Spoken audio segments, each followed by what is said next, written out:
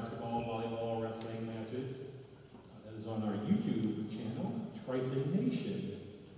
So you can't make it here at the Fieldhouse. Check us out on Triton Nation and YouTube. Hey everybody, for everyone who's waiting, thank you for tuning in to Triton Nation's coverage of Iowa Central Wrestling going up against Iowa Western. The start time for the duel is going to be actually around 6:10 to 6:15, so if you want to chill out and wait for a little while longer, please do so. Otherwise, we'll be right back to you at the start of our very first match. Thank you. That's at noon at Dodger Stadium. That will also be on our Triton Nation page. Sunday, the Iowa Central volleyball team hosts round one, actually the semifinals of the Region 11A tournament. If they win that action, they will be coming back to host the final event of that region on Tuesday. Catch those on YouTube, Triton Nation.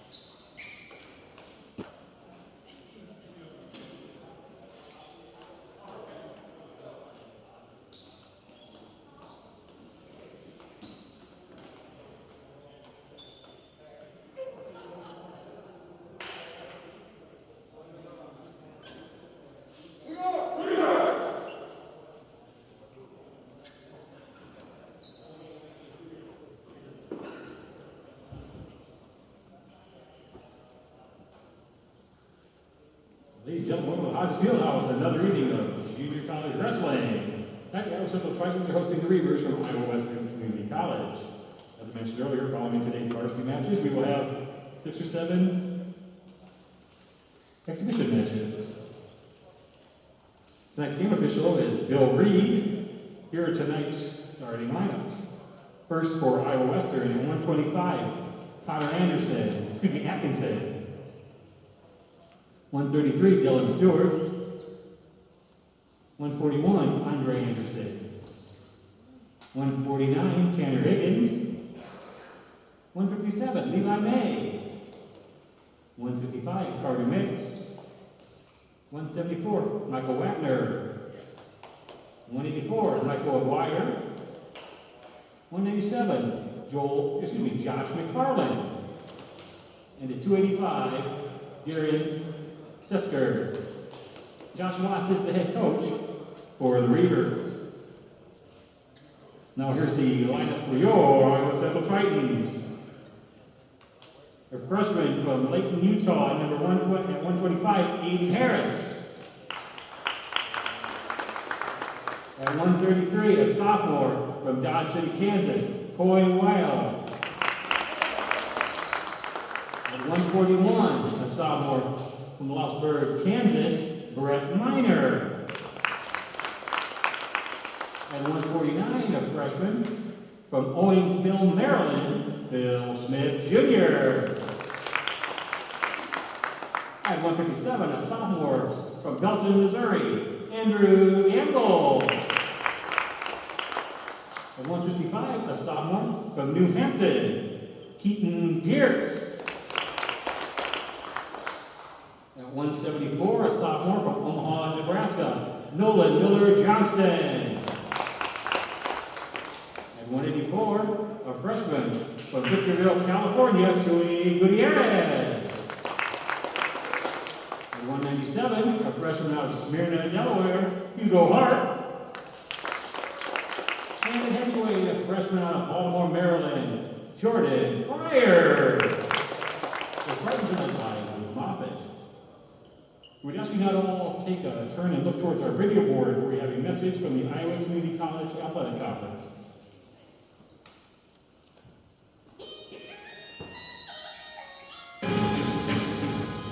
The Iowa Community College Athletic Conference and member institutions are committed to providing culture and an environment of inclusivity and sportsmanship. In addition to the ideals of good sportsmanship, safety, and fair play, the Iowa Community College Athletic Conference strongly condemns any actions or comments of racism and discrimination towards any color, creed, or sexual orientation. Any negative comments, profanity, racist, sexist, or other abusive comments or actions directed at officials, student-athletes, coaches, or other staff members will not be tolerated and are grounds for removal. The ICCAC welcomes any and all people. Please take a moment to understand and commit that each of us should be treated equally, regardless of our difference. Thank you. And now we will have the playing of our national anthem.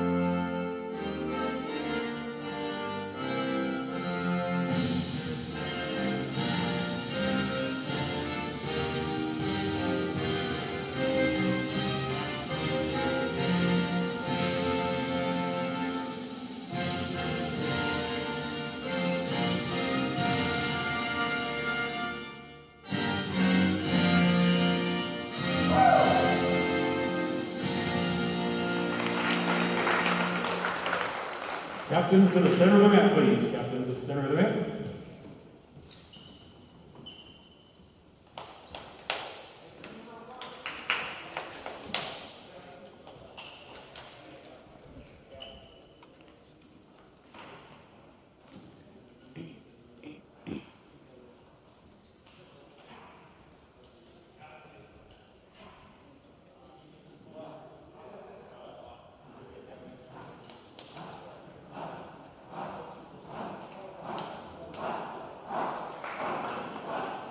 We will be getting tonight at 125. Welcome everybody to your 2020 Our Western will be final Connor Atkinson. home dual we will have the Iowa And Central for the Tritons Tritons, Aiden Harris. Iowa Western Reivers.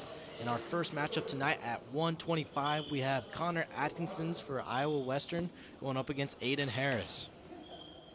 Now, Iowa Central went up against Iowa Western earlier in the year in their third duel and lost 21-19, a super duper close one, but Iowa Central did not have all of their starters in for that matchup. So now that they do, and they're in the Hodges Fieldhouse, I totally expect a complete turnaround here. So we've got Aiden Harris coming in hot, very heavy on the hands.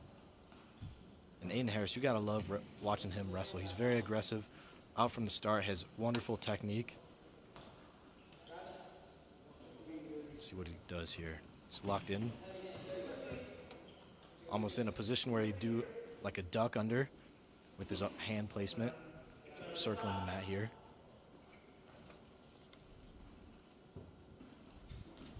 Now, earlier in the season, Aiden Harris was actually wrestling at 133 pounds, so these two didn't get a chance to wrestle each other in the very first duel. We have a few different lineup changes from the last time. We're going to have Nolan Miller-Johnson in wrestling at 174 today.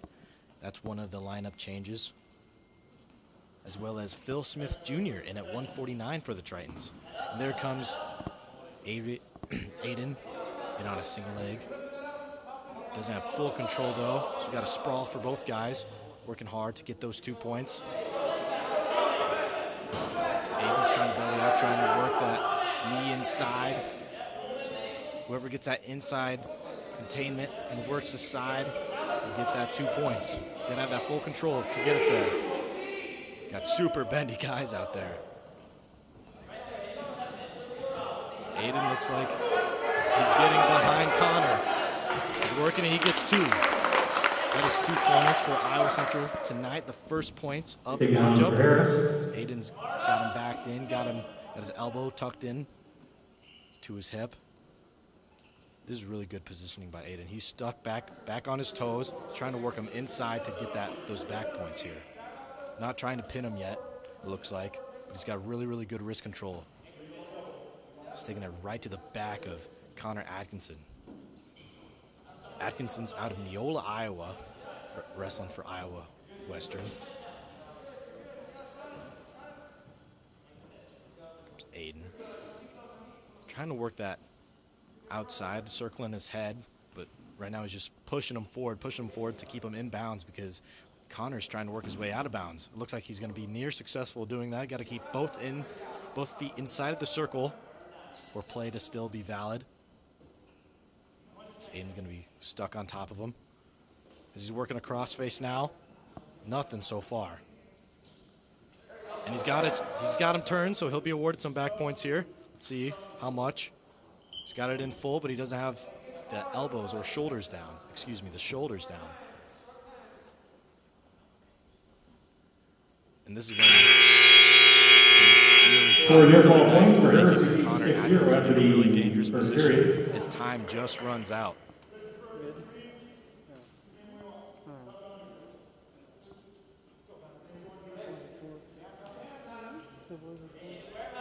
6-0, got neutral chosen. So Aiden Harris looks to score more points here.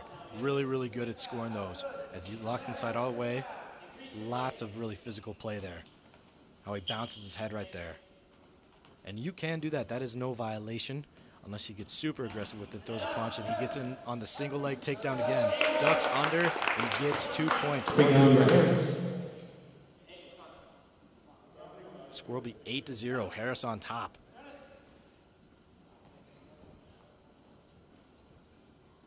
Let's see what he works here. Right now he's got his arm in a duck under position. He's going to try to circle the outside again. As Connor is in a much more vulnerable position. He doesn't have himself close to the outside. He gets the there, so that'll be 5 team points. 16 team points, excuse me, for the Iowa Central Tritons. Next to 133, Dylan Stewart for Iowa Western.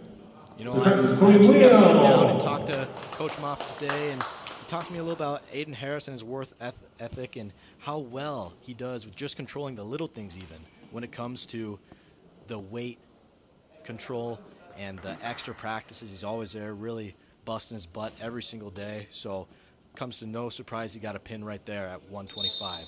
And in this match, we'll have Coy Will, sophomore for Iowa Central, going up against Dylan Stewart, another sophomore, but for Iowa Western.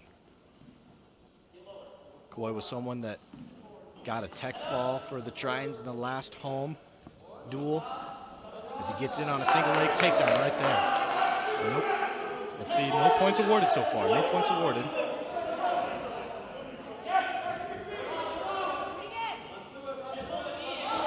Really, really close to points awarded, but he just didn't have a lock on for long enough time. The boys will go out of bounds and be sent straight back to the center. Let's go, Coy. Now, Coy, he wrestles at a more upright position, not as low as Aiden Harris does, but still works really, really hard. Gets in. Looks like Dylan Stewart has an advantage right there, but Coy played really good defense, not letting him get a score there. So he's over his arm right there.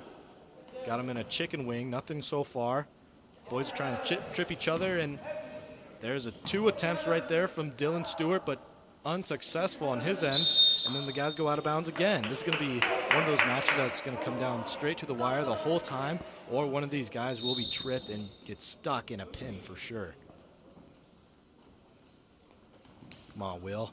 Playing really good defense against the single leg takedown, except Dylan Stewart almost got in there. Nothing still, as Dylan will continue to work. Nearly throws a headlock on him, and he gets a 2-point takedown. Against Will.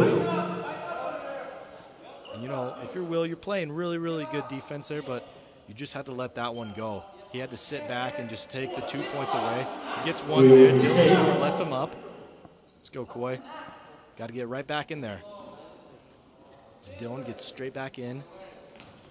Jeez, Dylan Stewart's really trying to throw Coy there, as he's got to get back again.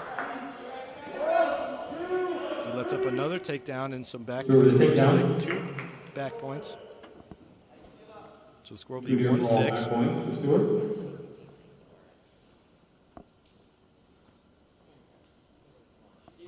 And you know, Coy's actually wrestling him back on defense really, really well, despite giving up 6 points, 2 of them being takedowns, 4 of them being total takedown points, that is, but it looks like he really could have been thrown for the last 2 parts there.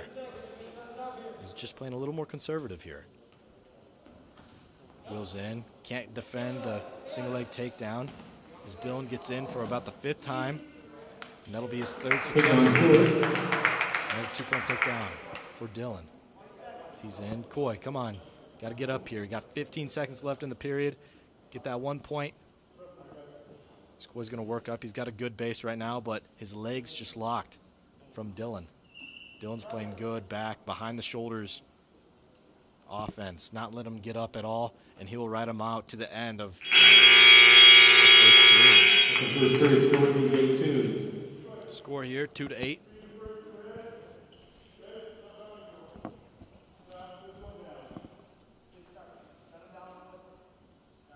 Dylan chooses down here. So he's going to want to score more points. Not going to ride him out to tire him.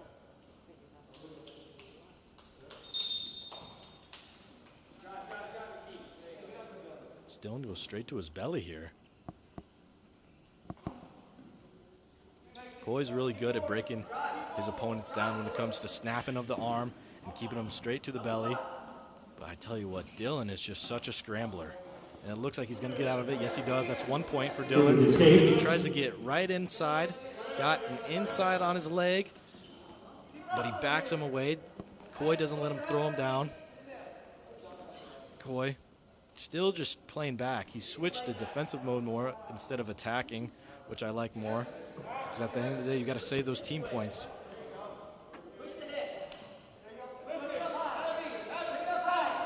Coy's got himself in a bad position with his leg, and he gives up 2 more. Score will be 2-11 with 1 minute and 5 seconds left in the second period. Coy's down, working from his base. Dylan tries to put him in a roll, unsuccessful. Coy's got to be really careful there, because if he does lift a leg, that gives Dylan leverage to put him in a cradle of some sort. So he lets him up anyway. So There'll be another point awarded to Wheel.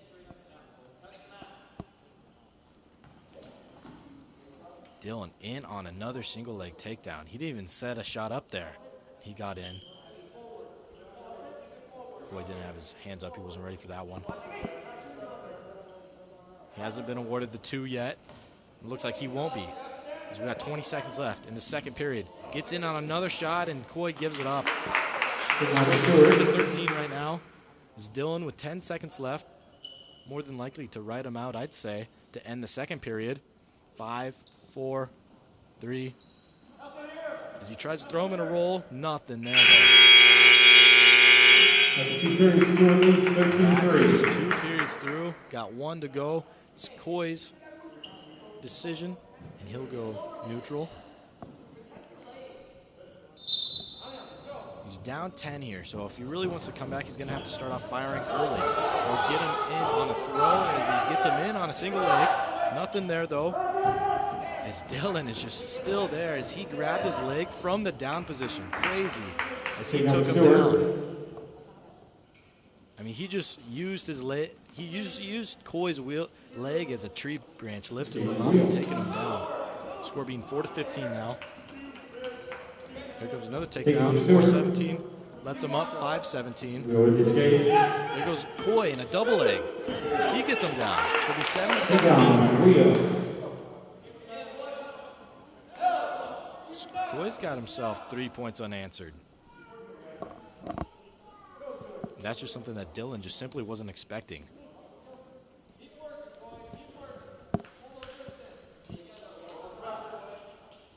Coy's on top.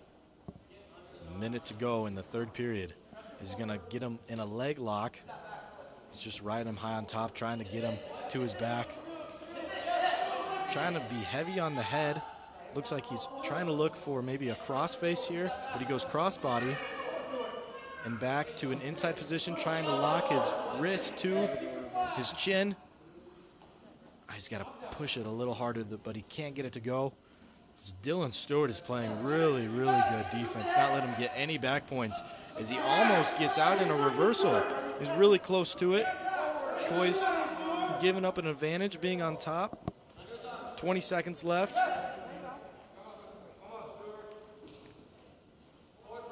The boys are still sprawling back and forth.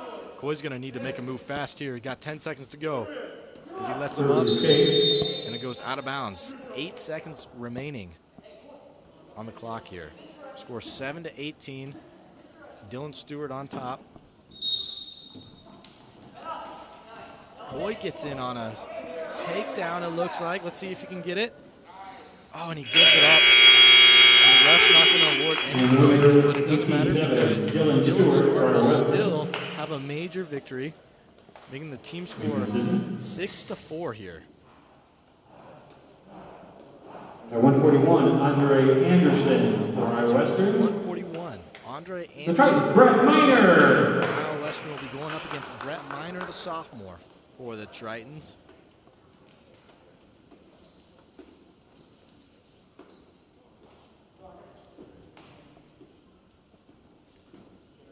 This is going to be a good match here. Andre Anderson, someone that uses his length to his advantage, as the body builds are about the same, except it looks like Andre may be a little more leaner and taller. As the boys work both inside, got each other under each other's armpits here, both arms in a throw position. This is more something that the heavyweight we'd see doing, throwing each other around. And oh my goodness, Brett Miner went for the headlock and he didn't get it to go, but he went up and under him and got 2 points, 2-point takedown. And that was just a scramble there. Not a lot of, kind of fell out of his technique, but he still ended up getting the 2 points. It's a way of being aware. It's a huge trait to have in wrestling is being aware, always being on your toes and ready for that shot because you never know what your opponent will do in the ticking seconds. So the boys will go out of bounds and Brett will start on top. There's only 2 minutes and 15 seconds left to go in this one. Barely ended, and we already got an early score here. Let's see what Brett does. Brett is going to just kind of lay back more around his rear hind area, and then he's going to circle him. And he's got him on his back. He's got both shoulders down. Let's see if he can get the pin here as he's leaning back. He's relaxing. As Andre Anderson is counting the points. Higgins been early. So that drives up to 12-4 now. 119. Excuse me, 109. Victory there for Brett Minor early. Really, really good On wrestling. next 149. He just kind of caught Tanner Andre Higgins, up. Toronto So Western. I would have expected that one to go the And for the Tritons, Phil Smith Jr. How do you do that, Brett? So up next will be 149. We got Tanner Higgins going up against Phil Smith Jr.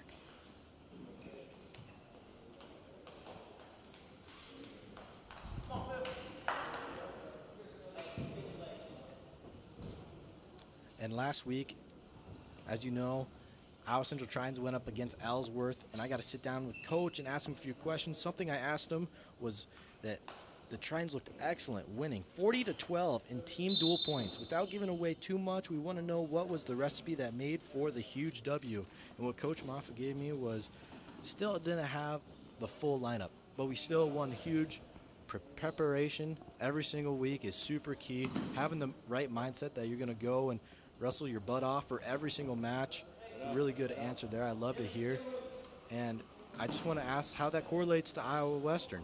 You know what? Despite them being different teams, different records, you still got to prepare. You still got to work super hard off the mat. And that's what they're doing here is they take an early 12-4 lead in team points. Phil Smith gets early and gets a takedown. 2-0 there for Phil as he went out of bounds now.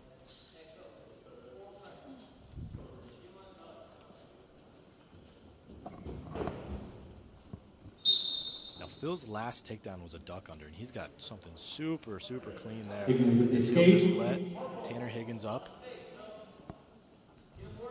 Phil kind of wrestles a little more lax, waits for Tanner to, you know, lay the little traps. He sets the bait out, see if he bites, and then that's when he hits him with the duck under his heel. Try to fireman's there, maybe try it a little early, but a scramble happens and no points are awarded, so the score will continue to be 2-1.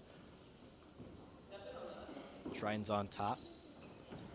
Phil, who was standing a bit high, trying to throw his opponent. I'm loving to see these throws. A lot of these throw formations and locks early for these little weights. Like I said, you do not see that a lot. It's usually more the heavier guys. You see that for as a takedown is awarded for Smith. With the takedown. But it goes out of bounds once again, so it'll be 4-1. Phil. Looks like he aggregated maybe his hamstring there. I hope he's okay. He looks fine. He's a toughie.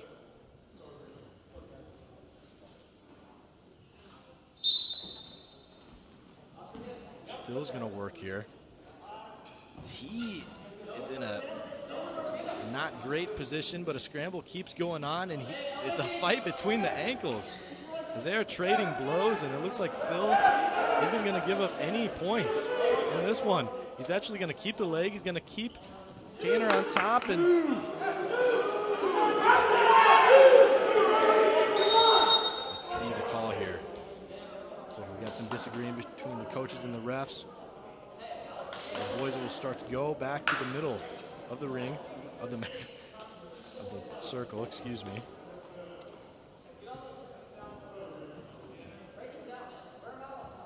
Since Tanner wasn't awarded the 1 point, that means that he will start back down. He's still got to get that 1 point before he can go for a takedown.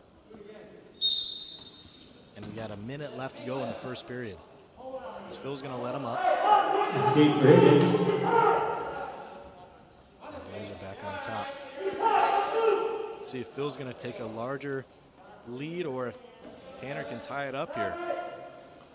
We haven't seen a lot of from Tanner offensively early in this one. Doesn't mean anything can't happen this period. Phil's going to stay low.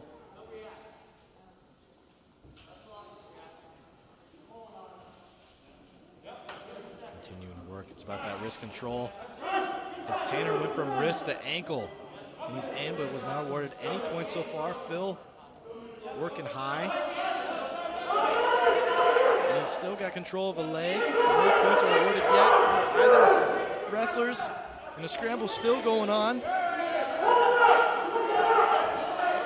since Phil has a hold of his leg, he's not behind him. He hasn't gotten the points yet. Coach is trying to tell him to pull on his leg, get behind, but no points awarded at the end of that period. Excellent scrambling from Phil Smith. The score will be 4-2. Tanner choosing down.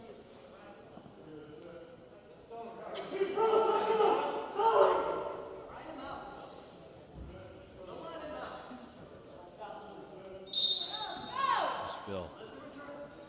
Phil's going to let him up. Not someone that loves to wear his opponent out, riding him on top. He'd rather score points of his own, do his own dirty work. His hands dirty as he gets him early. Gets 2 points right away within the first 10 seconds of the period. 6-3 now. As he'll work inside, and he's got him on a roll.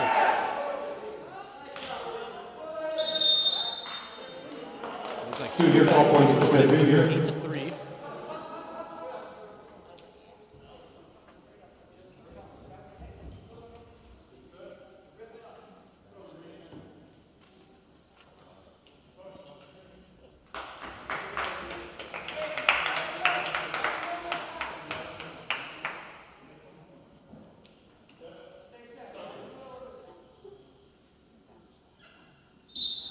See what Phil doing here. Looks like he may just let him up and let him go. He's got a 1-point escape now. Escape for Higgins. Comes Higgins in. Heavy on the head for Phil. Phil is just so smooth. He can't get him down. The hips are too strong. He'll get 2 points out of Higgins. 10-4 now. It's Phil, oh my goodness. He loves to ride high when he is on the top position, as he's well above Higgins' shoulders. Now he's going to lean back more, trying to control that elbow and that wrist. We saw it in every single match tonight. The wrestler that was best at controlling the wrist or the ankle was the one that ended up getting the victory, it seems. Besides the most recent one with Brett Miner, who stuck on the escape point. So the boys will be at neutral. 10-5.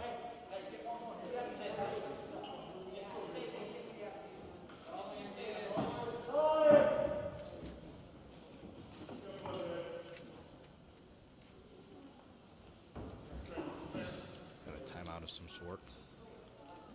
It could be blood timeout. Well, we got 42 seconds left in the second period. Oh my goodness. Well, when I say Phil Smith is wrestling very, very great, he really is. It's 10-5 right now. He does look a little tired on the side. I noticed he was grabbing at maybe his hamstring earlier, but I do believe he is okay. Could be just maybe a mimic he's trying to pull off, trying to just get on the inside of his opponent's head. You know, that's big in wrestling.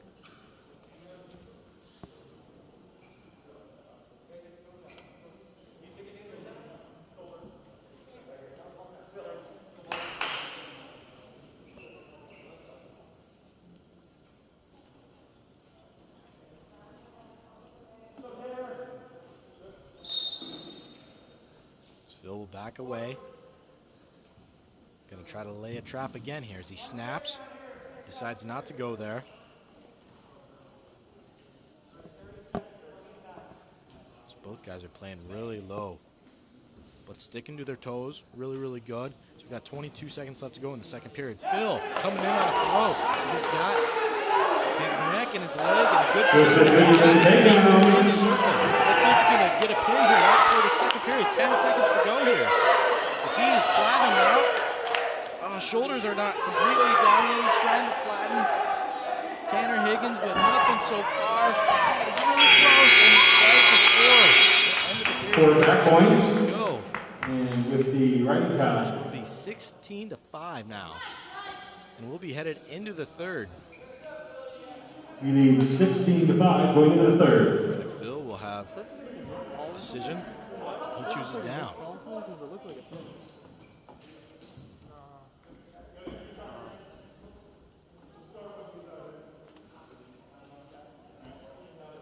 looks like we got a cramp here. Phil Smith. You can see it from up here. Ooh. Still try to work that out.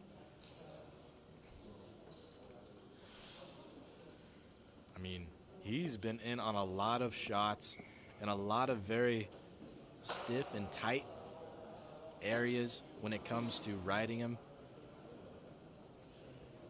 I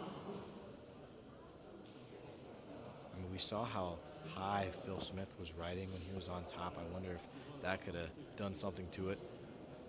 We did see early in this match he was kind of reaching for his hamstring and his leg down there.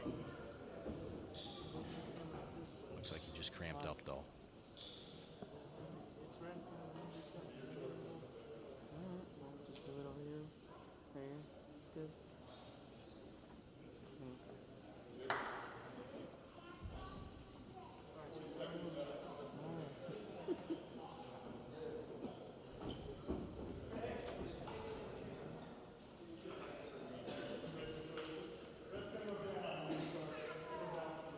Phil will change his decision.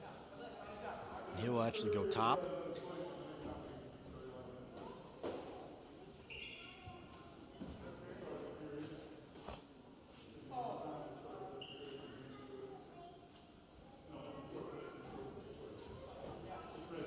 See what he chooses here.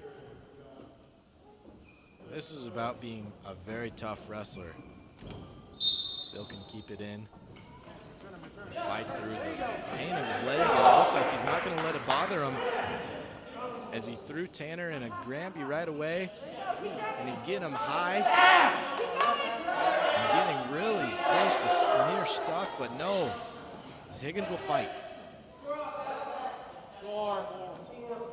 The guys are parallel with each other.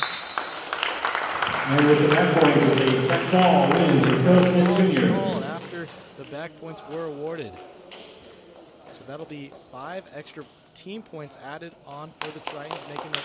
Next up, at 157, Levi May for Iowa Western. Good for Iowa Western. Andrew Gamble for the Tritons. Up next, we got Andrew Gamble going up against Levi May. Both sophomores, both studs. I even talked about Andrew Gamble a little bit with Coach Moffitt.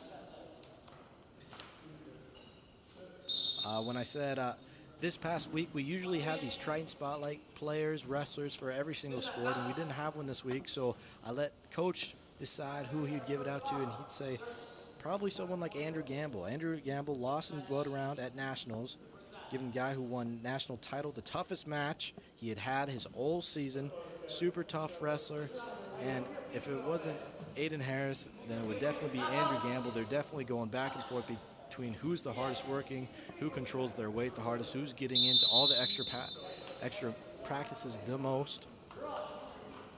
And I would back him up on that one. Andrew Gamble is a beast. Here we go now. 2 minutes, 20 seconds in. 2 minutes, 20 seconds left in the first period. No score so far as the guys are just in heavy on the heads. Very active with their legs right now. Levi May backing away from Gamble. Tries to shoot in a shot without setting up a technique, but Andrew, smart enough, keen enough to know that he's got to fly his hips away, and he does that same thing, that very thing. Gamble has his opponent on him by the chin. We're going to just restart. Put the guys both back in neutral as we had a frozen play.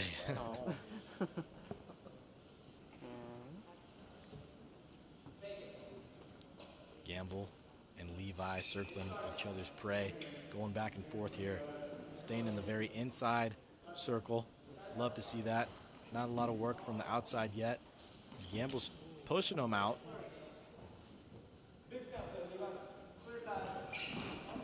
Oh, Gamble. It's that awareness.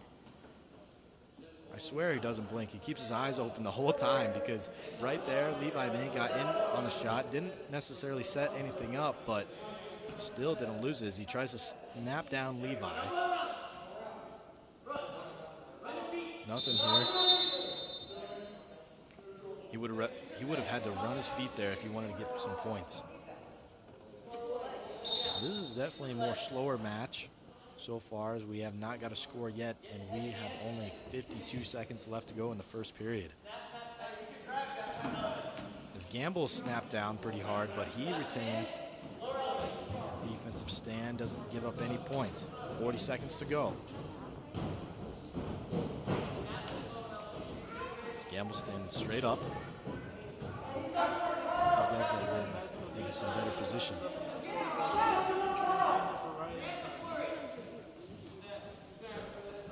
Gamble's up, pushing Levi outside, but Levi's keeping it cool under pressure. 18 seconds to go. Cut it down to 15 now. Who's waiting to score at the very end of the period? Gamble tries to work inside, nothing there. As he circles Levi on the outside, pushing him out, pushing him out. 5 seconds to go. 4, 3. Looks like we won't have a shot to end the period. No score after one. 0-0 after one.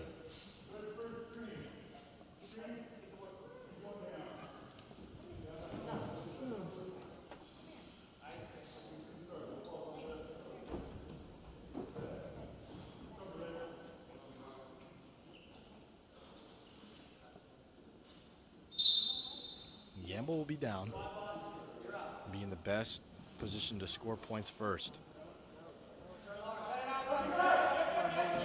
As he pushes away and he gets the escape point, so that'll be one.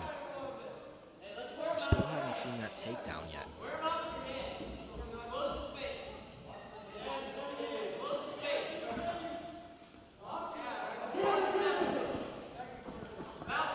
Levi shoots again, tries extending his arms. It looks like he's got a little better reach than Gamble. Can't get it done there, though.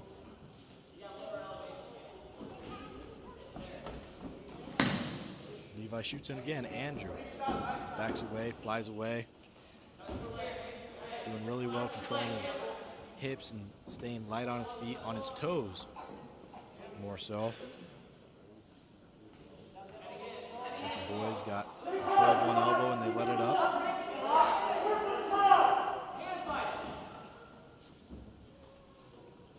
See some action. Let's see some fights with some hands. As Gamble gets in on the shot. A double leg converts it to a single leg, and he so far on this one. As he's heavy on Levi's head, puts him in a crossface and sticks him down. Tries to put Levi to his shoulders. It looks like he's getting back points here. I don't believe that he's got chest. He doesn't have chest to chest, but his shoulders may be flat here. Let's see. We got 24 seconds left to go in the second period. Gamble's laying his opponent out flat. He is really giving him the stretch Armstrong. Hasn't pinned him yet. 10 seconds to go. Levi is up on under, really. 4 points for Gamble. 4 back points awarded to him. He will sit the rest of the period out 7-0 now. Gamble on top. After 2 periods, Gamble leads 7-0.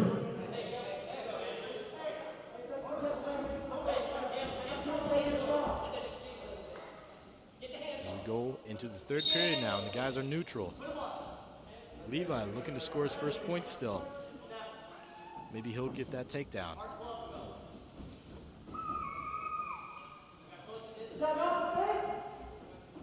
It's just these guys are really so darn good on defense. It's really hard to go through a full transition of setting up a shot. I believe that's what's been going on. Both guys have been sprawling away, flying away from each other the whole time. So Levi and Gamble are in on each other's heads tight. They both have control of one another's elbows, and they let it go. They're both trying to go for a snap, I believe. Levi reaches. It's 2 hands around his neck, nothing still. Trying to snap, and Levi looks exhausted as he had to really fend off that last second pin, near fall in the second period. We've got 55 seconds left to go in the third period. The ref's gonna stop it. I believe he's saying Levi's just getting a little too heavy on the head. saying you can't be punching your opponent out there.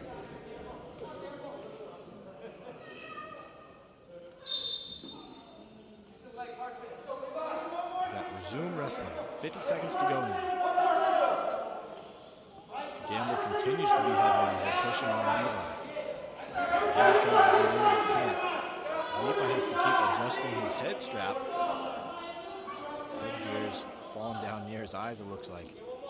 Gamble still high, pushing his opponent away, playing mind games. 30 seconds to go. Levi still can't do anything. Gets in under his armpits, but nothing still, as we got 20 seconds exactly left to go in the final period. Andrew Gamble tries to get in on the fireman's, but fails. But it's awarding off time, milking the clock away. 10 seconds to go as he gets in on a single leg, trying to change it, get around him. Nothing so far, trying to get that major victory. And the final score will be 7-0. Andrew Gamble takes it. Andrew Gamble with a 7-0 win at 157.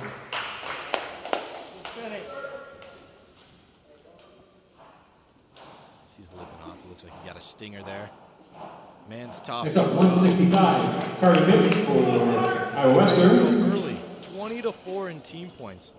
Where they've Team Garrett for they Tritons. did in their previous duel against Iowa Western, and they are looking very cool, calm, and collected. Heading into the 165 bout, we got Carter Mix of Iowa Western going up against Keaton Gertz. Gertz gets in right away on a single leg takedown. He's gonna drive him forward with a lawnmower, and he puts him to the mat. 2-0. Puts him in a Granby roll already. Got back points being awarded here.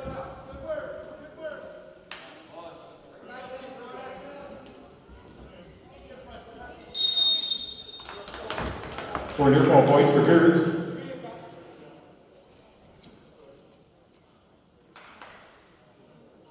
Got a near fall there, so the score will be 6-0. These guys will go back to the center of the ring, the mat.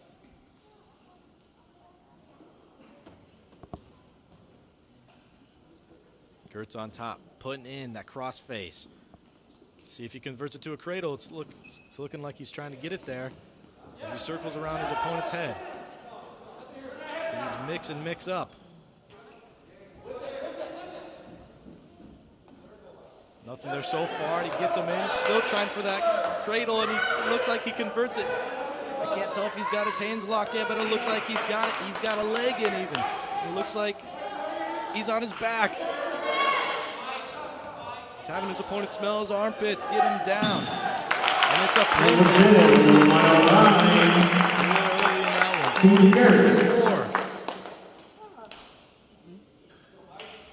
Keaton Gertz gets it over. Michael Wagner will be a 174 for Iowa Western. Nolan Miller-Johnson for the Tritons. Now, when you're Nolan Miller-Johnson, how do you live up to seeing two great wrestlers wrestle right in a row? One leaving his opponent to score 0 points, and the other pinning his opponent early. See what Nolan Miller-Johnson can do to top it. 26-4 is the team score against the undefeated Iowa Western Reivers.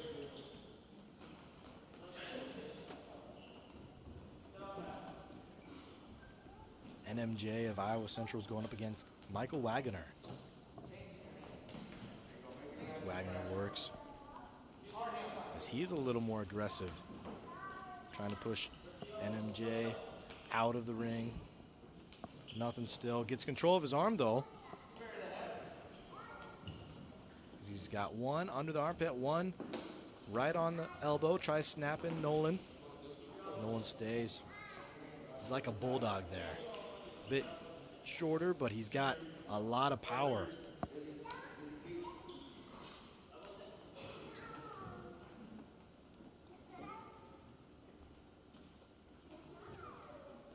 These guys are continuing to work. Still super early in this match, only 2 minutes still to go in the first period. Nolan's in high. The guys are still working. They're kind of pushing each other out of the circle, not a lot of work on the inside. Nolan tries to snap his opponent, nothing. He's continued to be pushed outside.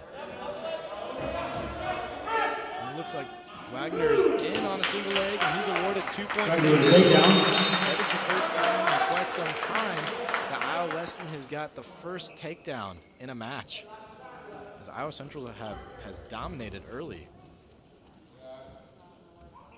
Nolan Miller-Johnson will start down.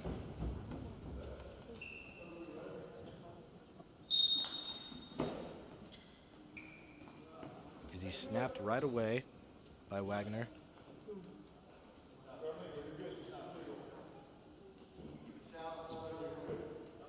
Looks like Mike's trying to work a leg inside, but Nolan Miller-Johnson is not letting it happen. Doing a really good job keeping his neck back and up, not letting his face be kissing the mat, otherwise he'd be in a dangerous position as Michael Wagner's trying to circle Nolan's head. Nothing there so far.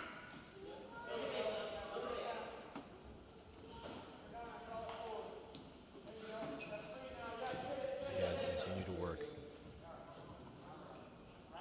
Michael's playing more behind the hips and definitely behind the shoulders, rather than trying to get his opponent to circle around him up front, trying to just, I guess, flip him. Nothing still. Nolan's got to build a base here if he wants to score. Got 20 seconds left to go in the first period. Let's see it, Nolan. As he builds his base with 10 seconds to go, as he'll try to get up to break free. Nothing so far. The guys are near pushed out of bounds with 3 seconds left to go in the first period. It looks like no points will be awarded. On the first period, Wagner leads 2-0.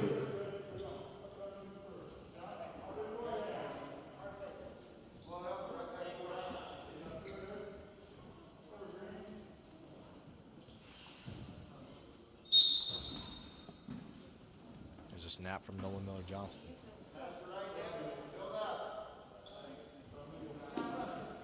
I'm a bit surprised that he doesn't let Michael up right away. Maybe he just wants to wear him out before he tries to get him into one of his last doubles. He's working behind his arm. He's wrestling a little higher from the top. And Michael gets base. Michael goes up. Trying to get that wrist control so he can snap free. And the guys are worked out of bounds, so they'll have to go back to the center.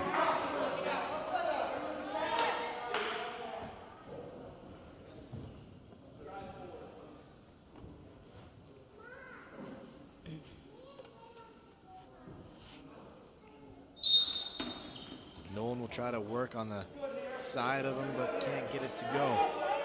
And Michael gets up right away, but he's not letting the escape yet. Nolan's not letting him get the escape. Wrestling really hard. Got a minute, 20 seconds left to go in the second period. Nolan's on him low. Trying to snap him.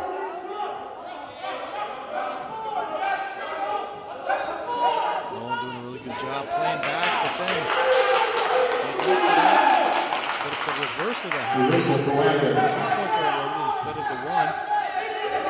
Be 0-4 now. 50 seconds left to go in the second period. Nolan's got to work. He's going to try to sprawl away. It looks like he's really close to getting an escape or maybe a reversal here. He gets the escape. 30 seconds left to go. Come on, Nolan. Get a takedown before the end of the period. Got 32 seconds left to go. Whoever scores here right before the end of the period is going to be huge heading into the final period. Nolan working on the inside. He's got Michael standing straight up. 15 seconds to go. Come on, Nolan. So continue to work. Nothing still, but he gets in on his last double with 3 seconds left to go. Period. As he scores 3 unanswered. As we're headed into period 3. After 2 periods, Wagner leads 4-3. He will choose down. As he shows the heart that he's got there right to before the end of the second period. That was just excellent.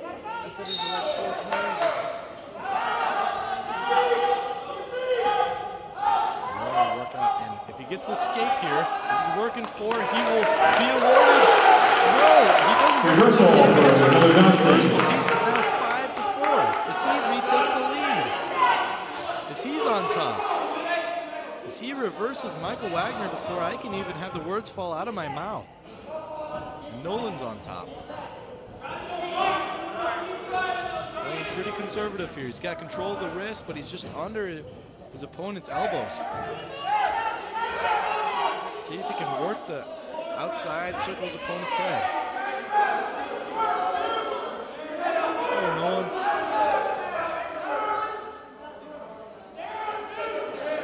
I believe Michael Wagner is a bit stunned as he was just up by 4 points. We've got a minute and 5 seconds left to go in the third period.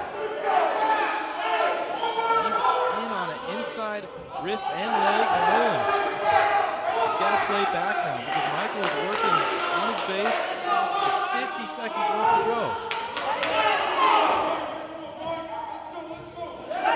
Nolan's still playing quite conservative here. Doesn't want to risk anything. We got 35 seconds now.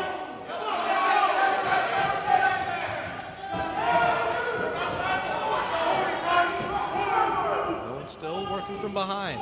No movement from Michael now, as it looks like he's maybe given up. 20 seconds left to go.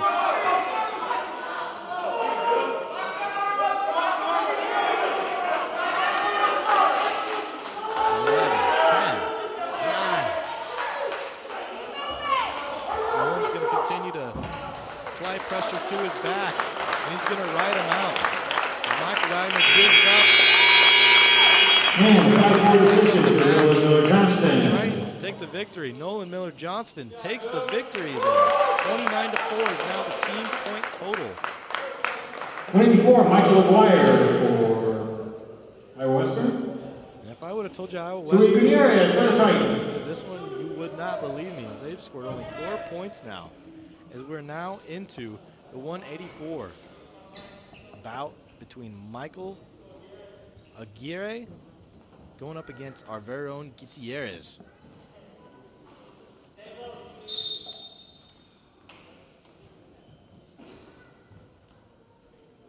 Team calls him Chewy Gutierrez. Guys are both in.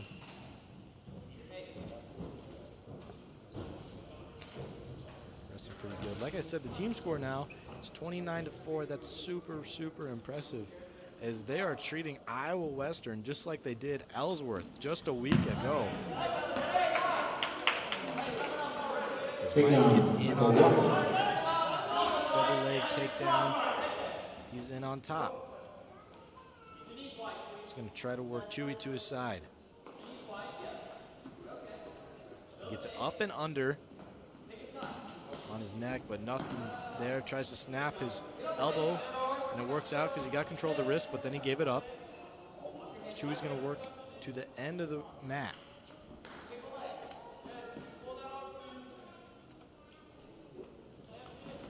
Nothing still.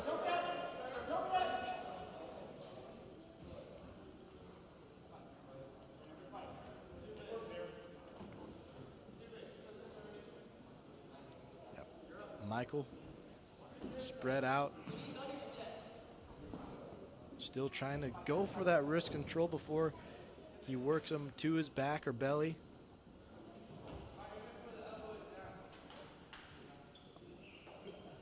Just smart there. You don't want to try to do anything before you got control here. He's getting him tight in with his wrist, but Gutierrez is not letting him get it easy.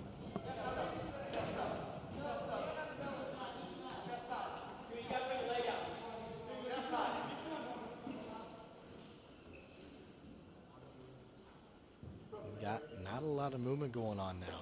These guys are trying to push outside. Gutierrez tried getting up there, but nothing awarded to him. So he's brought right back down. 50 seconds left to go in this one.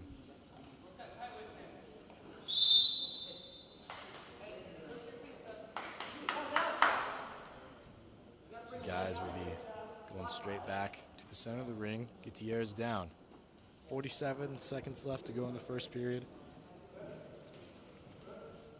Now another thing I gotta ask Coach is just about Escape from Gutierrez. to going up against a 4-0 Iowa Western. How do you prepare against them? Like I said earlier, just gotta wrestle the exact same way in practice as you would against any other team, preparing really hard. You're gonna be the best for the mat, showing out there. Gutierrez got it, by the way. Got 20 seconds left to go in the first period. As he got in on a shot, but was unsuccessful. So Michael Aquirre gets a good in. On his takedown, no. Got 5 seconds left to go in the first period. It's got to be quick. If any points are awarded, then no. Final buzzer. 2-1 after the first period. We will now go into the second period.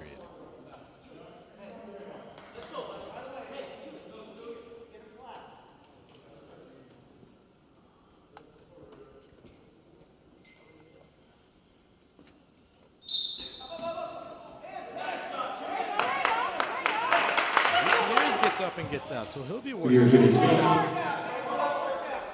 Guys will be in neutral position. Here's some time we can talk about some of our ranked wrestlers here at Iowa Central. The ranked wrestlers, the names include Aiden Harris, ranked number 7 at 133. Brett Miner, number 8 at 141. Got Smith Jr., number 6 at 149. We've seen a lot from those guys wrestling pretty well. As we now get Gutierrez in a bad position as he'll give up 2. As Mike will get in on a takedown. 4-2 now for Michael Aguirre, Iowa Western. For other wrestlers, we got Andrew Gamble at number 6, ranked at 157. Keaton Gertz, number 5 at 165. We got Rodriguez right here, number 3 at 174. And then Jordan Pryor, number 4 at 285. That was heavyweight. Gutierrez now with the escape. 3-4 with a minute to go in the second period.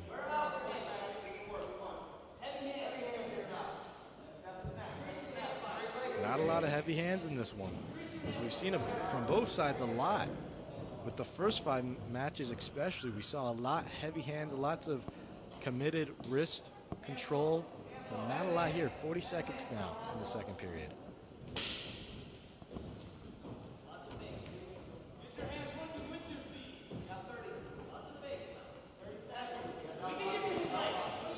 Guys still trying to work on their feet. Looks like they're wearing each other out. 22 seconds to go in the second period.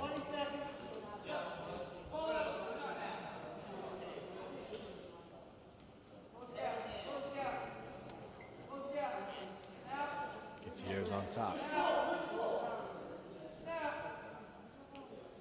Trying to work on him. Nothing still, so 3 seconds left to go. 2 periods, quarter 4-3. Michael Aguirre will choose down.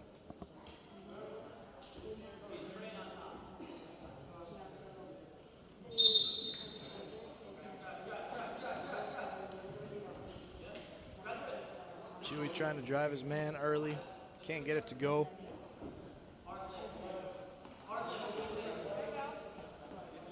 Michael works back up to his feet.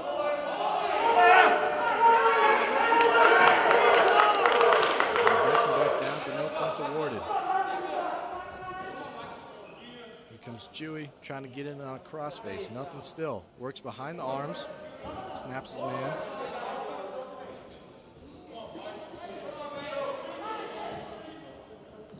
Work him off to the side. Nothing still.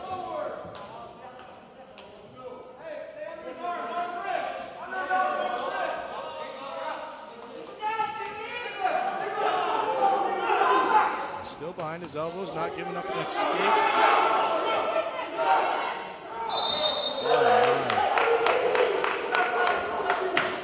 Aguirre was so close to getting out there. He had his legs free and everything, but it went out of bounds. So Chewy will be back on top as he's down by 1 point in this one. He's got to find a way to score. Either put his opponent to his back or let him up and take him down. We haven't seen a takedown from him yet. 56 seconds left to go in the third period. You got to work now. Gutierrez will get control of the wrist.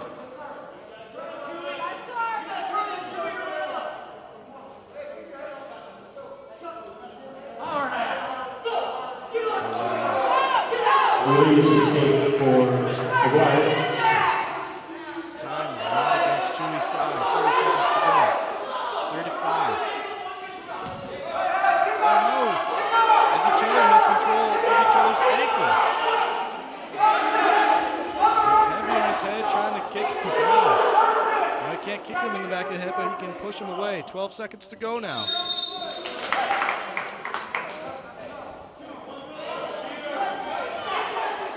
Couldn't move at all. Let's go, Gutierrez. He gets on the shot, gets it out of center. He's going to make the score. Lifts him up with a fireman. He's got to get around him. 3 seconds to go. Come on. Time kicks away. And Michael Aguirre, now Western with a 5-3 win. If he only had just about 3 more seconds, he could have cut around him and scored there. But Iowa Josh Western McFarland will be at 197 for Iowa Western. as we head into Hugo Hart for the Tritons. last match of the team duel here. We will have some extra matches up after this, so please stick around. Have about 7, I believe. This will be Josh McFarland going against Hugo Harp. McFarland has bumped up, ranked previously at #1. Hugo will be in on a tough matchup tonight, but he can do it. He's our guy. At our last home duel, Hugo Harp sent about 8 blast doubles, it seemed, against Ellsworth. He wrestled really, really well. As he tried to get in on a blast double there, with Josh McFarland outside, but he is got a little too much muscle for him to get away with that easy.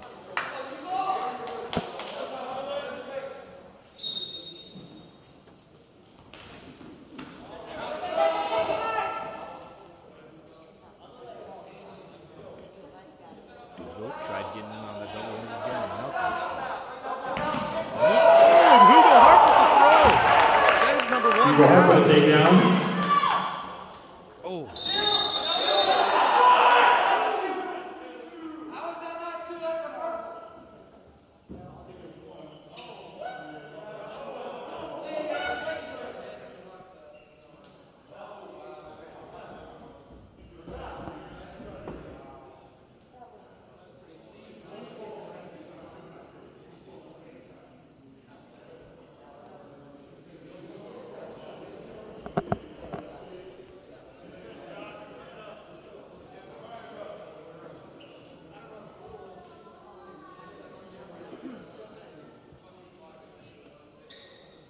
Skateboarding to McFarland.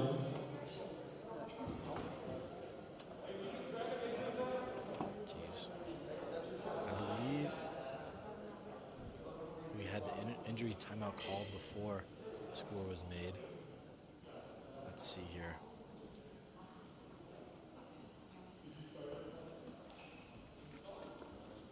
Let's check in though. We got some more of the ranked ICAC wrestlers, NJCAA, got for the 125-pounders, #4, Clarence Lee Green for Nyack, and Chris Bustills, ring #6 for Indian Hills.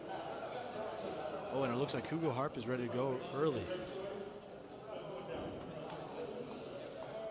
So we'll turn him around. There we go. Score 2-1. Hugo's working behind him now. 2-2 now. McFarland with escape. Looks like McFarland's trying to get in early. Trying to score right away. Hope Hugo's okay.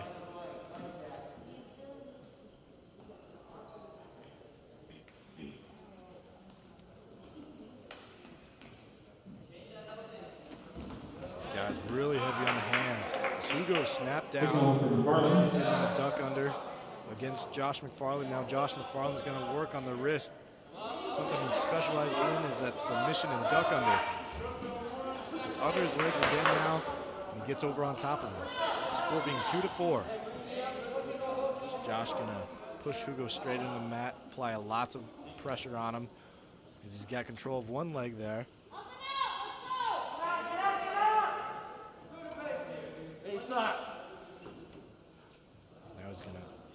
be on his dominant side for the wrist control. Looks like he's going to try to make a lock there, and then he's going to try to run with it. McFarland's sitting back tight now. Ref telling him he's got to move. Can't be sitting there stalling, milking away the clock. Got 42 seconds left to go in the first period.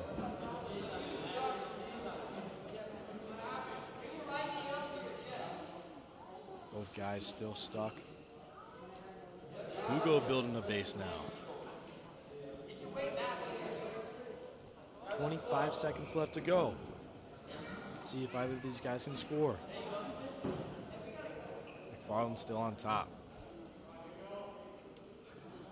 He's going to work. He's going to look like he about attempted a crossface, but decided not to. He didn't want to put himself in a bad predicament.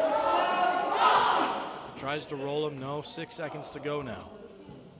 As Hugo sees that, he's going to try to not give up any back points here. Josh McFarland leads 4-2 after 1. 2-4. Hugo's down. Looks like Josh chose down, but he's going to let him up right away, so the score is now 2-5. I didn't want to start on top. Just wanted to save the few seconds he has. Letting him up. Now Hugo gets in on. Trying to be a single leg. They didn't set it up very well.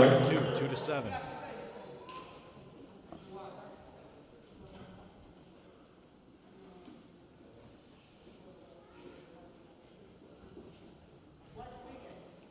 Farland's on top.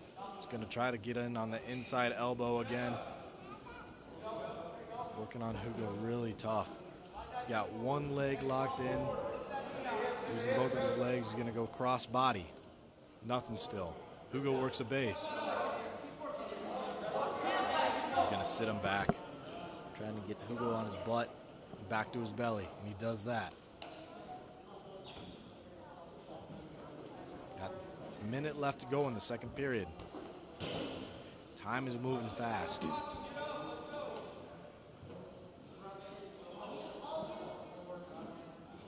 Hugo still stuck, can't build a base. Got to be super tough going against Josh McFarland here.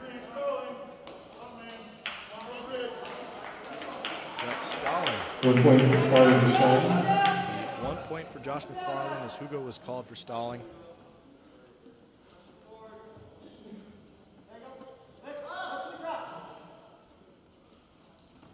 Still not a lot of work there. Hugo's going to start to have to move. 17 seconds left to go in the second period. Come on, Hugo.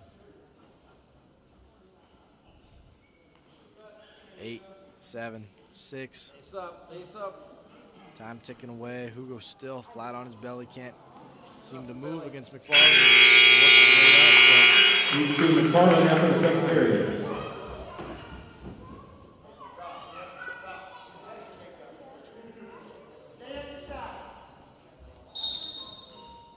Neutral called here, 2-8 going into the third period. Hugo gets in on another single leg. But Josh McFarland plays really good defense, follows it well, does not let it up. As he's going cross body, but from the other end, he's going to try to circle and get that point.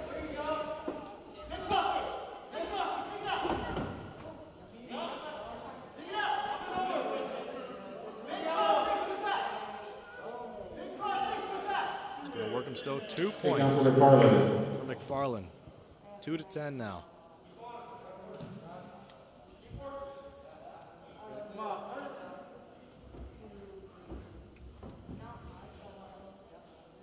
Let's go, Hugo. Stuck. It seems a bit gassed. Looks like he lost a lot of his momentum after he had the leg injury early in the first. I believe it could have been maybe, hopefully, just a cramp there. He's the leader of this wrestling team. 56 seconds left to go in the third. 2-10.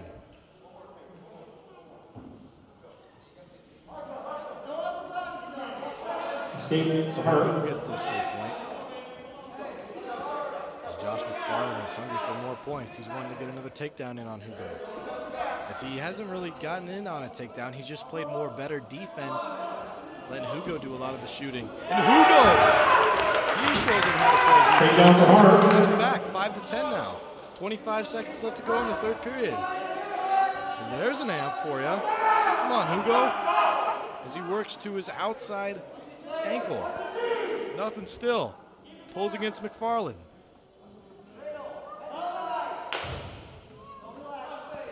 Eight seconds to go now. 6, 5. So it may not be enough time. But a really nice last-second effort from Hugo Hart. With right in time, Josh McFarland wins 11-5. Ready for that.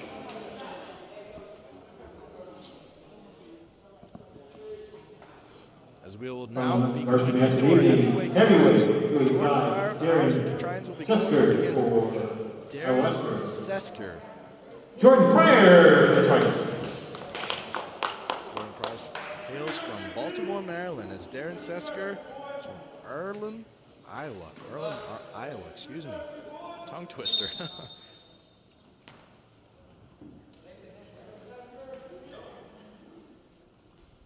Now here's a bit of the throwers, as both of the guys will get in on under each other's armpits here, and a drive from Jordan Pryor.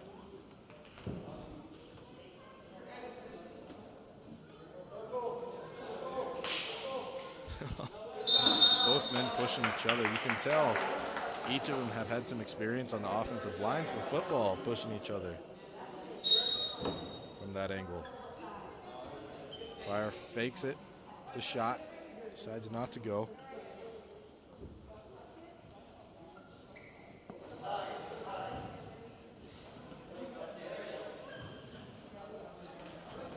So he'll find another way.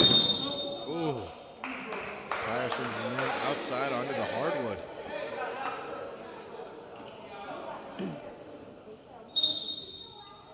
All's well, and the boys are still back in the center of the mat.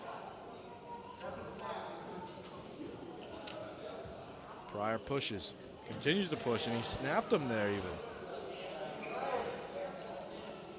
Guys are still a little heavy on their feet. Pryor continues to work. Trying to get advantage on the inside. Takes his man down, gets 2 points, 2-0. Minute 45 seconds left to go in the first period. As Pryor will now drive. He'll go south to north. Coach Moffitt trying to tell Jordan Pryor to scoop the ankle more. As he lets it go, he's going to try a different angle. I like that, giving up on the cross body pull there, just trying to be a little more smart. Darren could have rolled out of that one easy. Jordan. And on over his head. So carry high. Jordan Pryor now. Escape for Sesker. Darren Sesker gets it.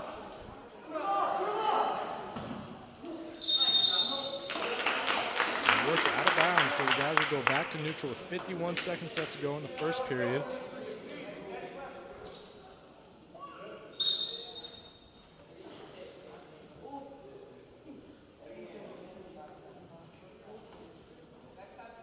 Pryor continues to work. Staying lower than his man throughout this match. In a really good body positioning, gets in on another single leg takedown. That's how we got Darren Sesker earlier. But they're out of bounds. Gets the short end of the stick there.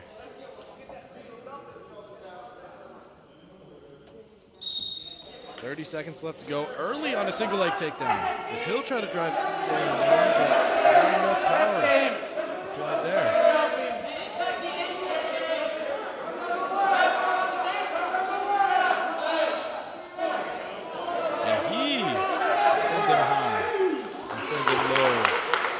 applied there. Against Darren. 4-1 now. 5 seconds left to go in the first period.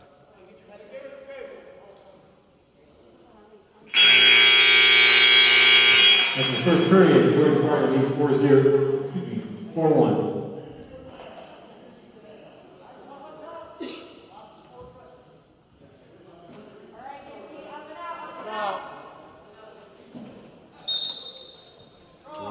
down. So he'll try to work his way up.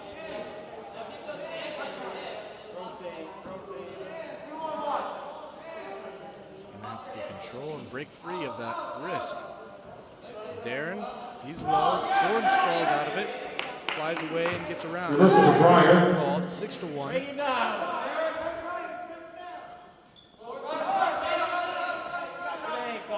Jordan right on by.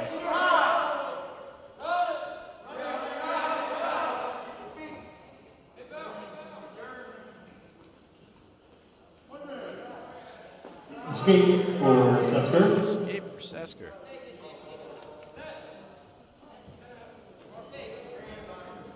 As both men are starting to look a little wary out there.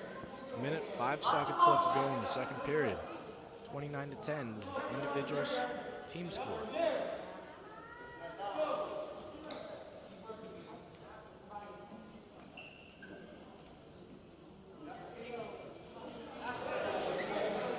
Jordan will work.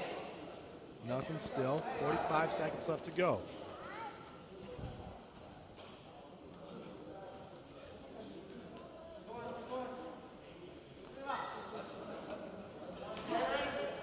Ooh. Both guys are being really physical on the outside. You got to be careful of that hardwood floor.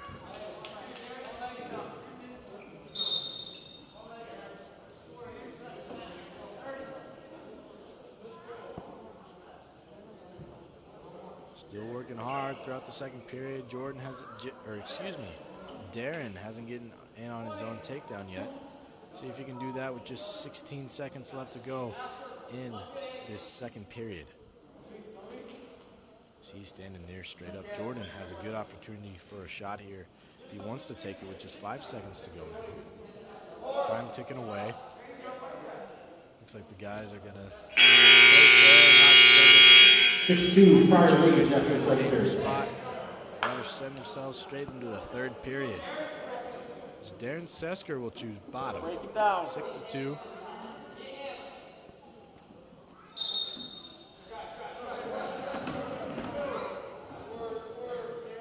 Jordan works his man to his belly.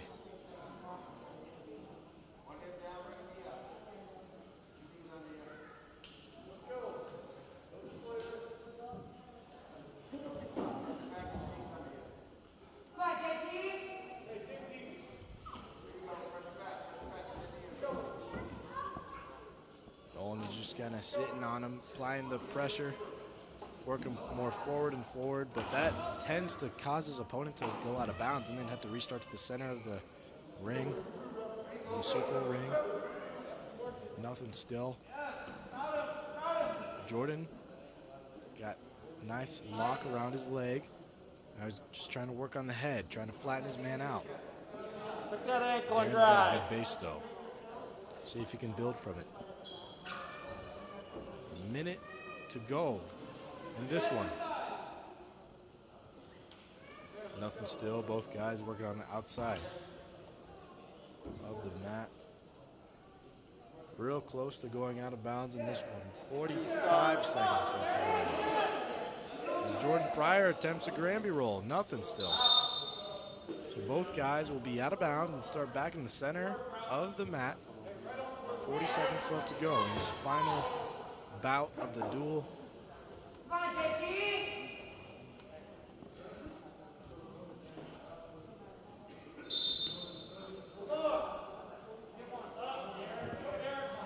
Now Jordan Pryor will work cross-body, trying to get him on his back. Nothing still. Gonna try to suck him back with his hips. Working against Sesker. 25 seconds to go.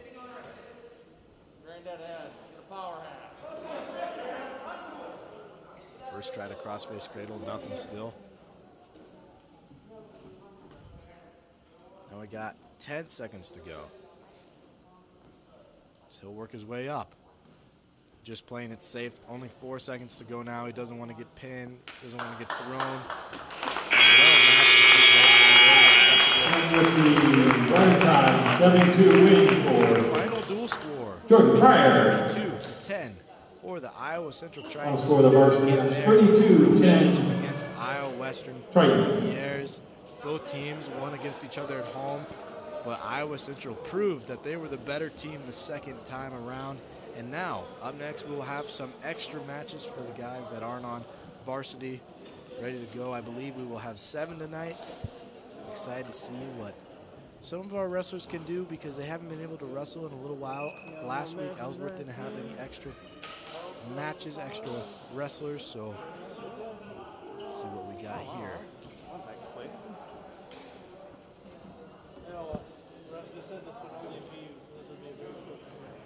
All right. So I guess we'll just have to wait and see. Got a little bit left. Keep it short. Yeah, sure.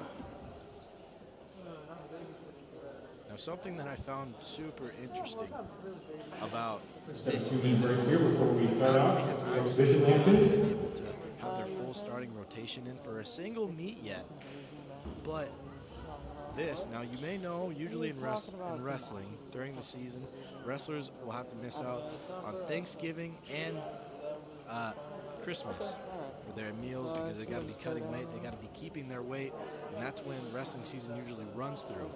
But this year, because of the COVID and starting later than usual and going way longer than usual, the season will be close to end near the end of April 22nd. Matter of fact, so that means that these wrestlers are going to have to go through Easter now, a third holiday without possibly being able to eat, which for me, I was a wrestler in high school, and that was terrible. Some of the worst times I remember. It's all about mental toughness out there. I mean, you see the way that the Iowa Central Tritons wrestle, super, super tough mentally. They don't have to worry about that, but oh my goodness. Please send a prayer out to all the wrestlers of the NJCAA that are going to have to possibly give up their Easter meal since finals are past there. Otherwise, up and coming for the Tritons, like I said, at the NJCAA Nationals. It'll start April 21st, and then it'll be a 2-day event. So then, if they move on, it'll go to April 22nd, and then that'll be the season for you guys there. And then the Tritons are gonna not get a very long break because, of course, summer, but then they'll have to continue to work right away on the very next season.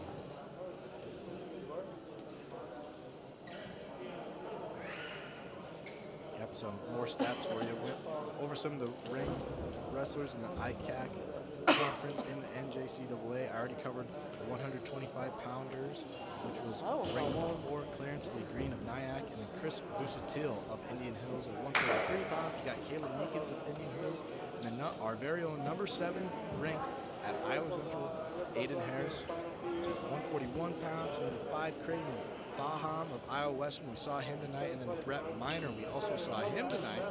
And then 149 will be Phil Smith Jr. for Iowa Central, and Destin Jones for Indian Hills.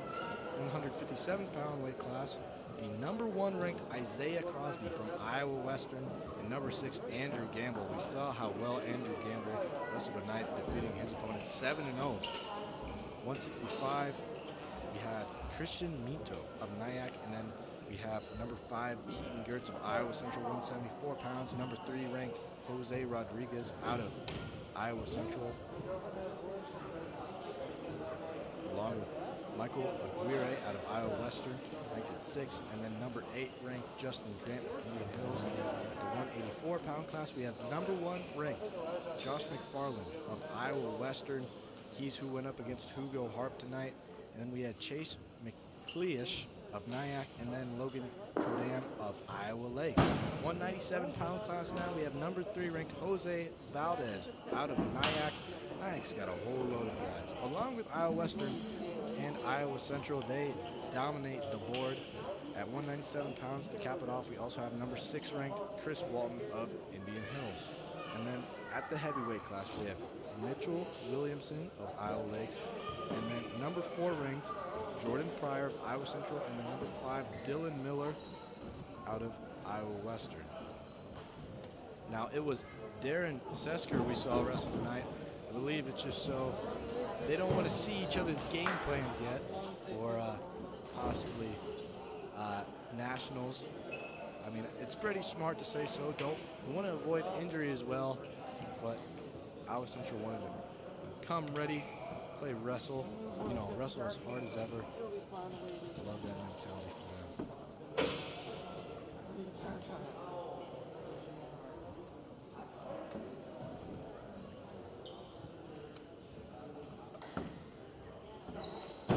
We got a Did You Know for today. Did you know? All right, folks, we're going to start with a couple of matches. 165. Iowa Western. First up will be Katie Rowell. First coming in 2006. And 80 Carr for the Tritons. Moffitt has won National Coach of the Year 5 times in 2006, 2007, 2009, 2015, and 2017. And that is your Did You Know of the broadcast. And now we will get straight into our extra matches here.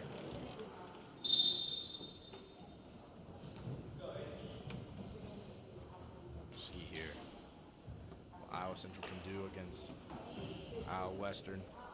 Locked in, heavy on the shot, nothing to go there for them.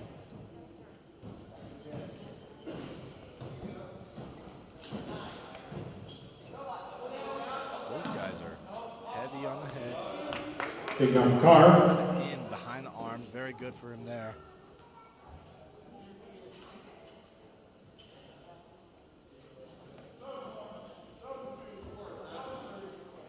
Got some back points going for Iowa Central now. And 2 back points, 4-0 now. Carr with a 2-point near fall.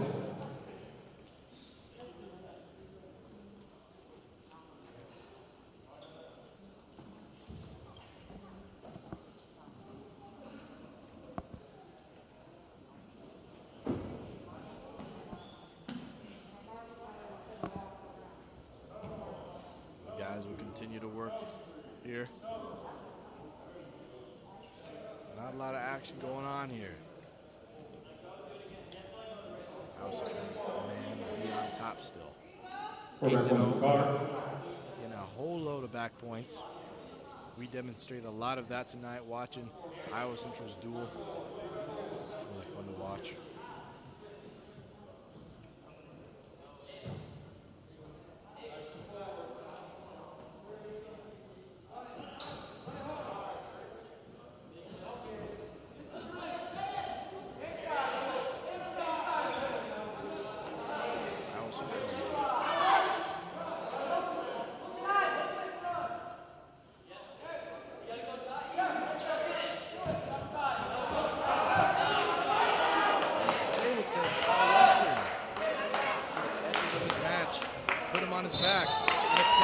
Carr with the pin. 2-0.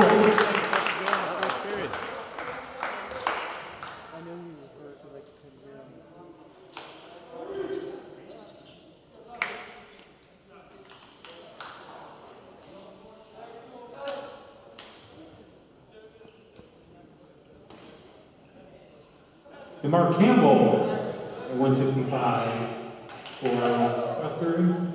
Reese Hood for the Tritons.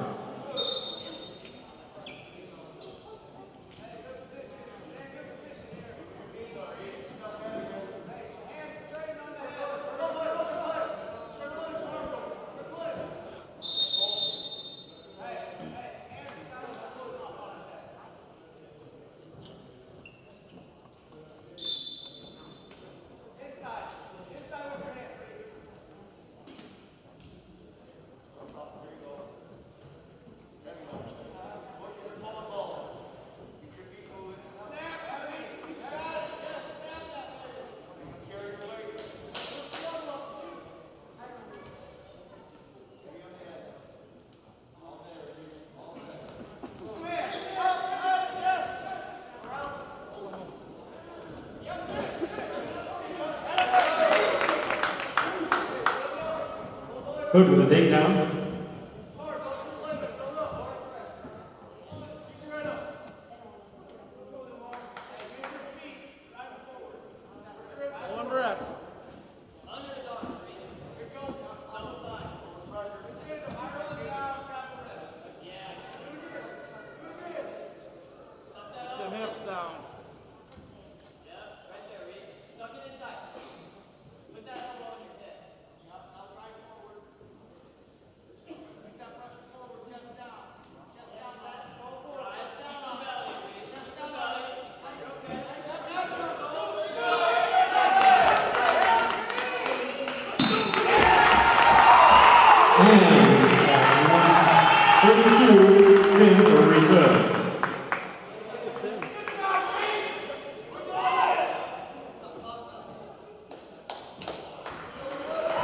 Before we ask Anthony Ganda for Iowa Western, Blake Geertz for the Tritons.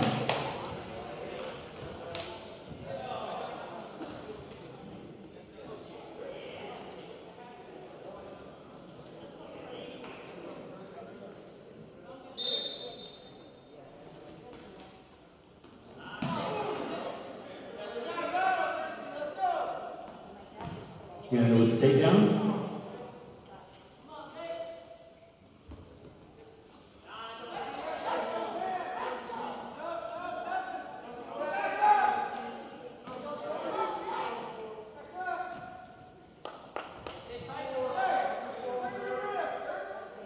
Corner 4 points for Ganda.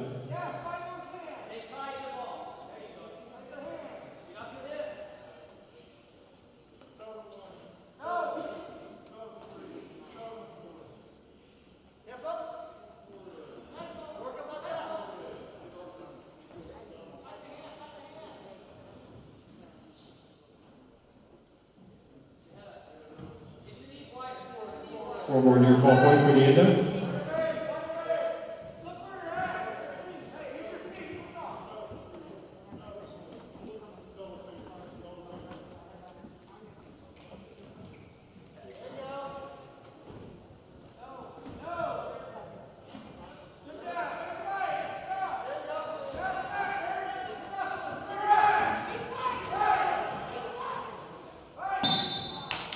Then for nothing again of our Western at 122.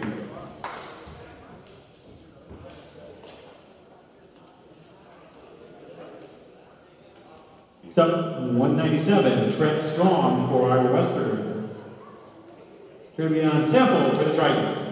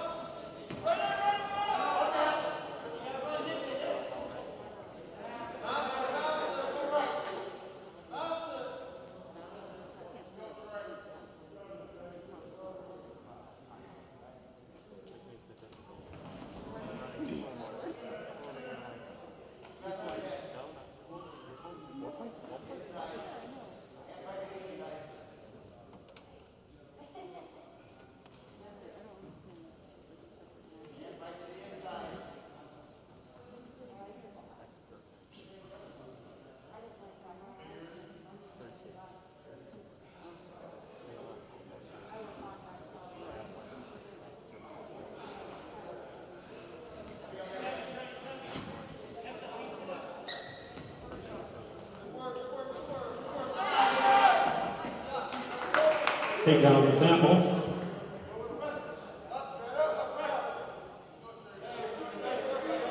Escape for Strong.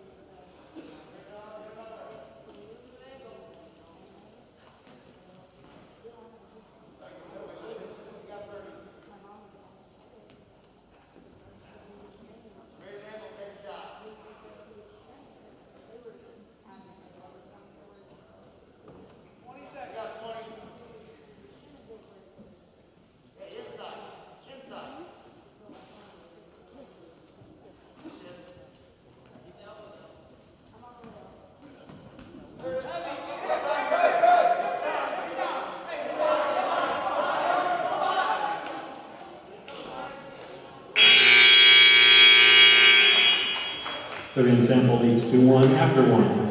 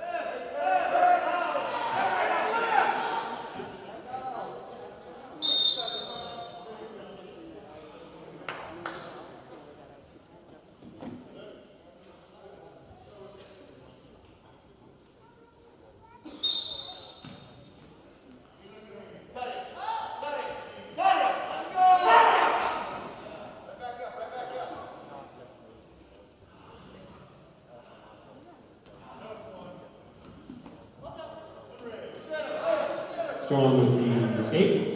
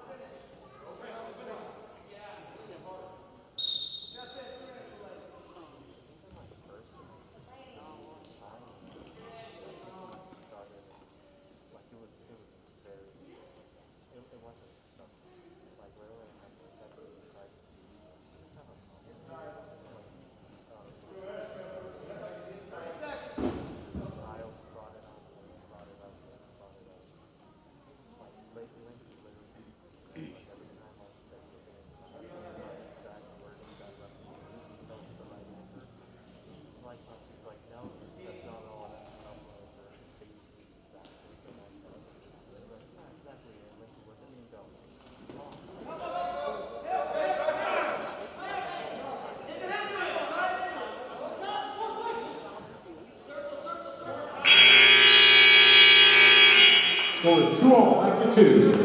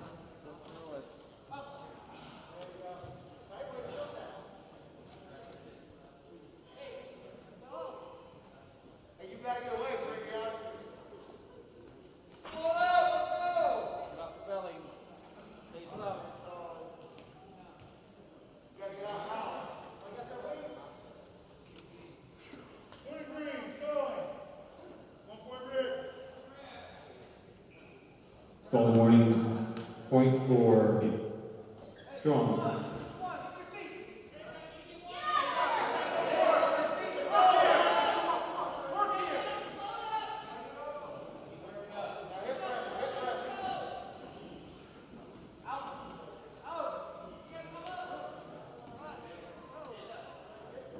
Gotta go!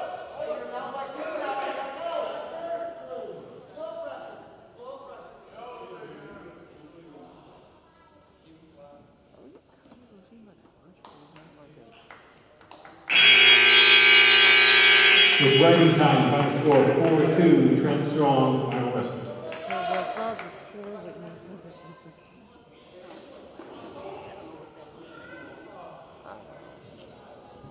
Josh Stahlbaumer and heavyweight for Iowa Western. Go, Barrett! Barrett Pitt for the Tritons.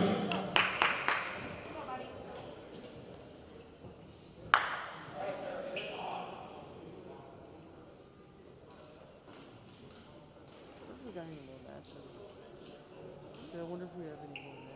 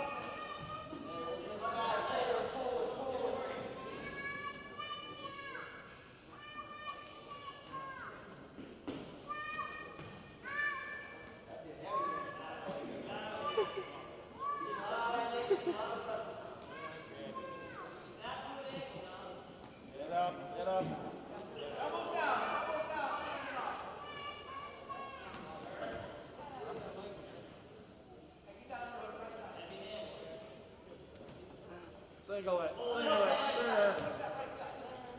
Keep working, Barrett.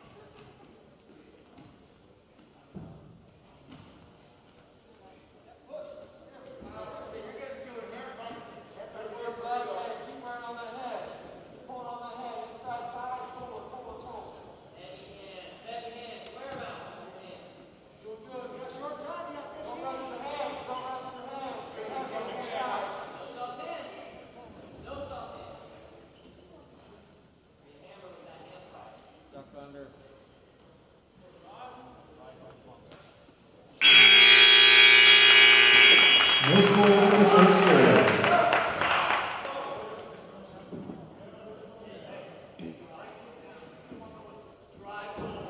Let's go, Barrett.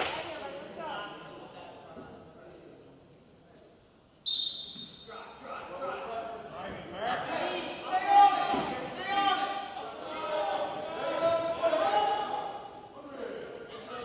Escape over Stahlbaumer.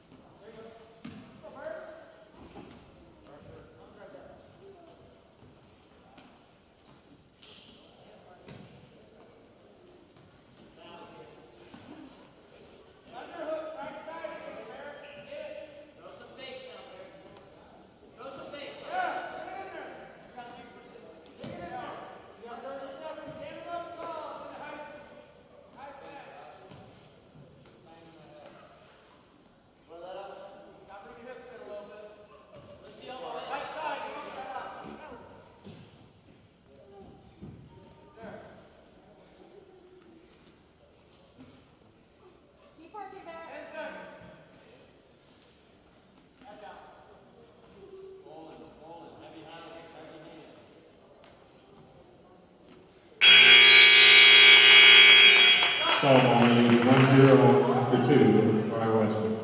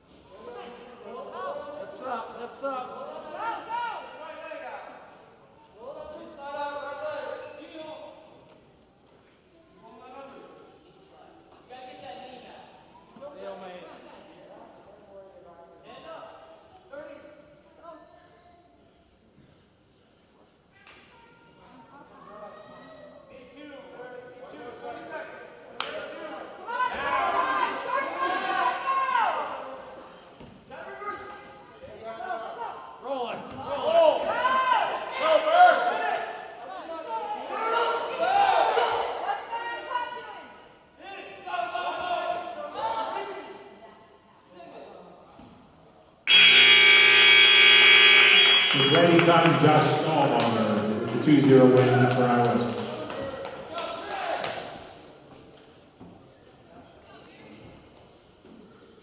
One more match at heavyweights. Trevor Stevens for Iowa Western. Chris Eastman for the Tritons.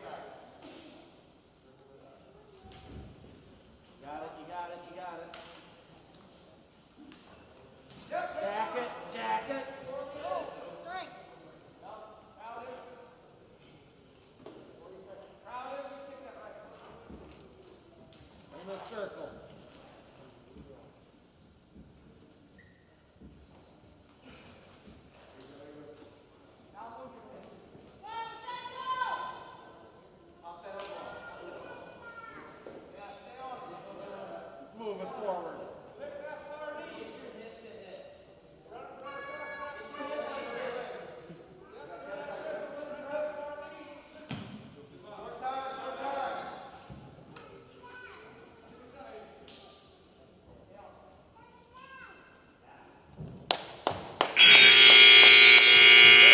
No score after the first period.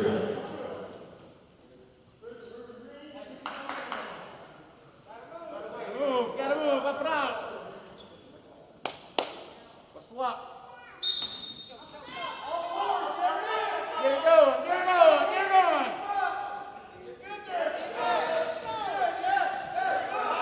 Good job, get one. Escape for Eastman. Go get that takedown.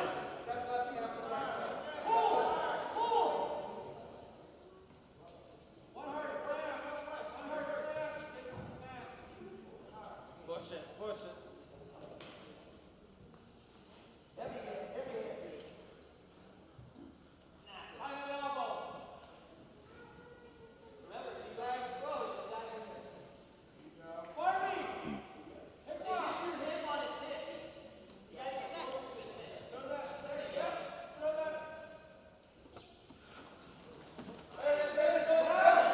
Whizzer!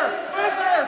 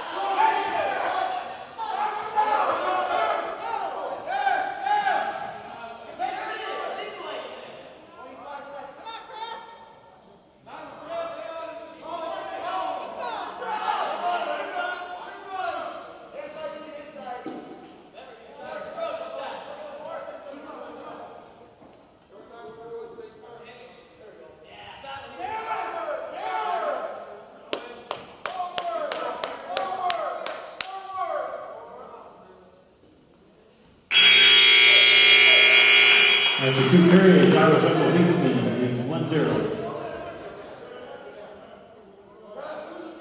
You gotta break it down. Ankle. Drive.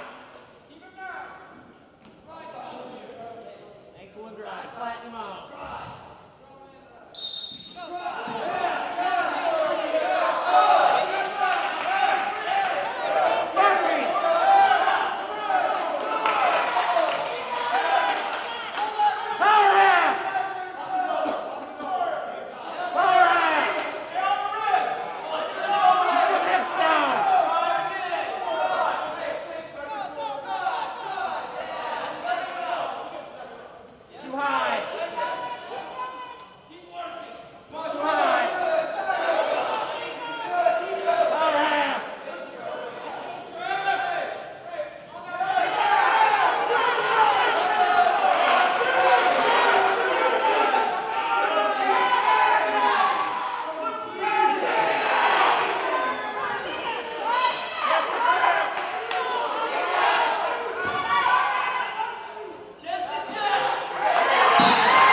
Iowa Central's first Eastman will win at 3:58.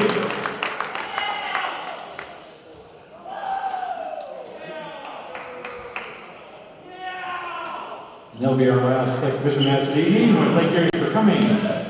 Please have a safe drive home. Thank you for tuning in to Triton Nation's broadcast. Just waiting. I'm waiting in the lane.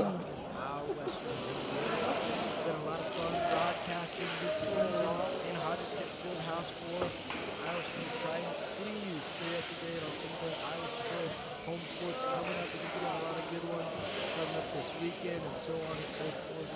I've been Hank Ambrose and I am signing out.